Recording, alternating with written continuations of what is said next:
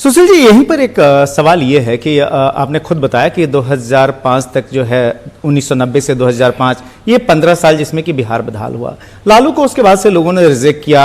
सच्चाई ये है कि पिछले कई महीनों से वो लगातार जेल में हैं, बिहार में वह आ भी नहीं पाते हैं। तब भी लालू क्यों इतने प्रासंगिक बने हुए हैं कि आपको आज भी ये कहना पड़ता है कि बिहार की जो सियासत है उसमें जो एक त्रिकोण है वह त्रिकोण का तीसरा कोण जो है सो आज भी लालू बने हुए हैं। क्यों 15 साल की जो आप लोगों की जो विकास यात्रा है, अगर बीच में थोड़े समय के लिए आरजेडी के साथ नीतीश कुमार की सरकार को छोड़ दें तो वह जो है 15 साल का जो कामकाज क्यों इतना भारी ना पड़ा कि आप जो सो बार बार अब भी लालू के समय के कुशासन को आप बिहार की जनता को याद कराने की कोशिश करते हैं? कहीं डर यह है कि अगर उसको भूल जाएं तो कहीं ऐसा ना हो कि जाति के आधार पर फिर से लालू या उनका कुनबा जो है सो कमबैक कर जाए?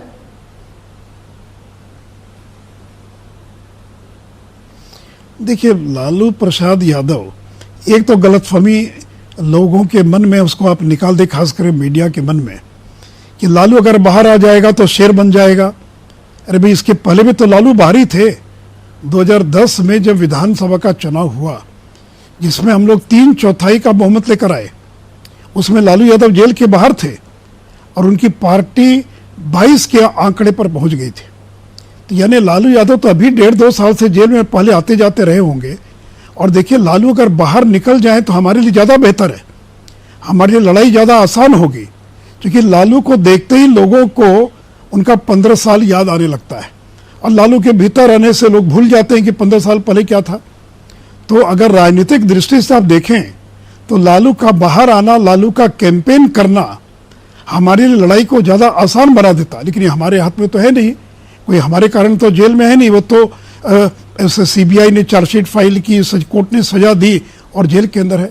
और एक बात स्मरण रखिए कि बिहार के अंदर जो लालू के पास एक वोट है जिसको एम और वाई कहते हैं, यद्यपि वाई का एक बहुत बड़ा हिस्सा टूटकर हम लोग के साथ जुड़ चुका है, तो लेकिन एक वोट का बेस है।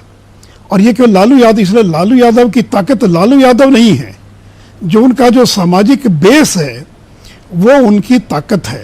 लेकिन देखिए, आप अगर देखेंगे कि 2010 और 2000 आप अगर 19 का चुनाव या 20 का भी चुनाव देख लें तो एनडीए और यूपी के वोट में कम से कम 20% का अंतर है। और मध्य प्रदेश, राजस्थान, छत्तीसगढ़ में तो 1-2% के वोट के अंतर पर सरकारें बन जाती, बिगड़ जाती है। और यहाँ तो 18 से लेकर 23% के वोट का अंतर है।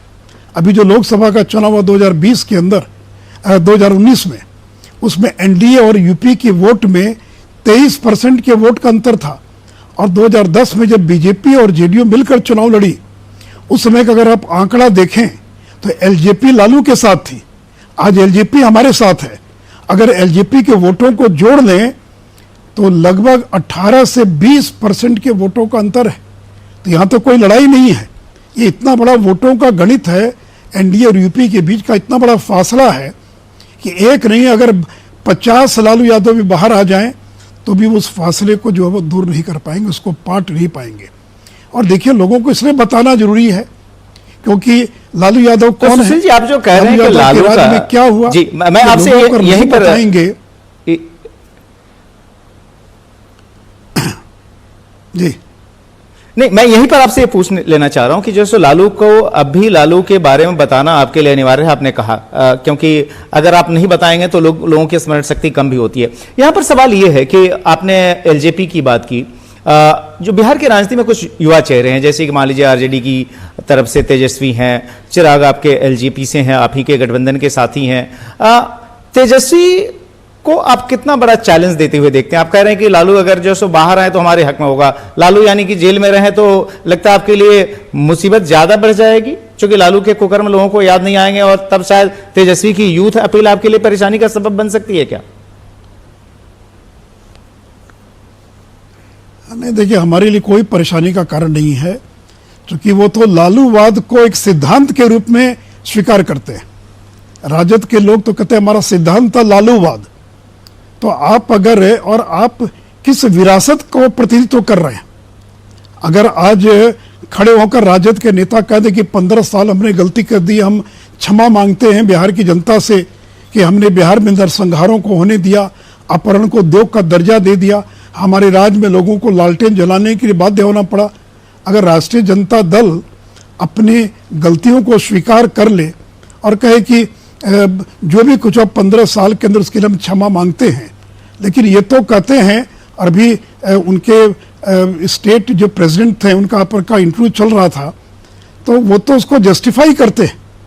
तो इसलिए देखिए जो लालू का जो 15 साल है, वो जो लालू का 15, इसलिए उससे बाहर नहीं निकल सकते। और आज भी उनकी वही संस्कृति है। आज उनकी पार्टी में शहाबुद्दीन वो जेल के अंदर बंद है, लेकिन क्या शहाबुद्दीन के खिलाफ में एक बयान दे सकता है राष्ट्रीय जनता दल? राजवल्लभ यादव जो एक बलात्कार के मामले में आरोपी जिसको सजा हो गई, उसके बारे में एक शब्द उसके खिलाफ में राष्ट्रीय जनता दल बोल सकता है क्या? या अरुण यादव जो एक नाबालिग लड़की से बलात्कार का आरोपी है, फरार 8 महीने से, जिसने एक दिन में राबड़ी देवी के 8 फ्लैट को खरीदने का काम किया, उनके काले धन को सफेद करने का काम किया, क्या वैसे लोगों के खिलाफ में कोई बयान भी दे सकते? हिम्मत है राष्ट्रीय जनता दल के किसी नेता के अंदर? वैसे नेताओं को वो धिक्कार दें, वैसे नेताओं को नकार दें? तो देखिए उनका जो पूरा कल्चर है, उनकी जो पूरी संस्कृति है, जो काम करने का तौर तरीका है। और आज अगर रघुवंश बाबू को इस्तीफा देना पड़ा, तो क्यों इस्तीफा देना पड़ा, इसका ये सवाल तो रघुवंश बाबू से ही आप पूछिए। तो इसलिए देखिए राष्ट्रीय जनता दल उसी पुरानी संस्कृति, उसी पुराने ढर्रे, उसे वो बाहर नहीं निकल पाया है। वो लालू के साए से बाहर नहीं निकल सकता है। हाँ, अगर वो लालू के साए से बाहर निकल जाए तो एक टक्कर दे सकते हैं, एक लड़ाई हो सकती है, लेकिन मुझे नहीं लगता है कि वो उनमें इतनी हिम्मत है कि अपने पिता के साए से बाहर निकल सके।